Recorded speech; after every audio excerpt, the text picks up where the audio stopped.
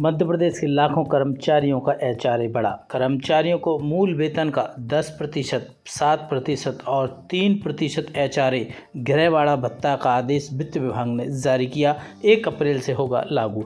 चलिए वो आदेश देखते हैं कि वित्त विभाग का वह कौन सा आदेश है और उसमें और कौन कौन सी बातें लिखी गई हैं एचआरए गृहवाड़ा भत्ता को लेकर। और इस आदेश में ये भी लिखा है किसे गृहवाड़ा भत्ता दिया जाएगा और किन कर्मचारियों को गृहवाड़ा भत्ता नहीं मिलेगा। साथियों, हम आपको बता दें इस आदेश के अनुसार ऐसे कर्मचारी जो कि 7 लाख की आबादी वाले शहरों में निवास करते हैं, जनसंख्या है और वहाँ पर निवासरत हैं, ऐसे शासकीय सेवक को मूल वेतन का 10% गृहवाड़ा भत्ता दिया जाएगा। इसके अलावा 3 लाख से लेकर 7 लाख से कम जनसंख्या वाले शहरों में निवास करने वाले शासकीय सेवकों के लिए मूल वेतन का 7% एचआरए गृहवाड़ा भत्ते का भुगतान की होगा।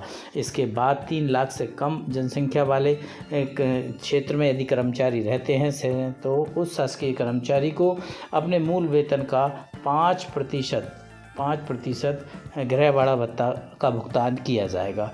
तो एक अच्छी खबर है कि जैसा कहा था मोहन सरकार ने कैबिनेट में, उसका आदेश जल्दी आ गया। अब किन कर्मचारियों को एचआरए अर्थात गृहवाड़ा भत्ता नहीं मिलेगा? साथ ही ऐसे शासकीय जो अशासकीय आवास में रहते हैं तो उन्हें क्यों मिलेगा? क्योंकि एचआरए केवल इसलिए मिलता है कि आपके पास रहने के लिए जगह नहीं है तो सरकार उसके भुगतान कर देती है और आप अपने हिसाब से रह सकते हैं।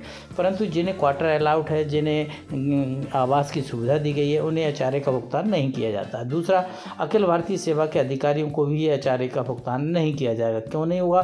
क्योंकि अखिल भारतीय सेवा के अधिकारियों को सभी को बंगला अलॉट किए जाते हैं। इसके अलावा संविदा जो हैं या अन्य वेतन भोगी हैं जिन पर ये नियम लागू नहीं होता, उन पर भी ये एचआरए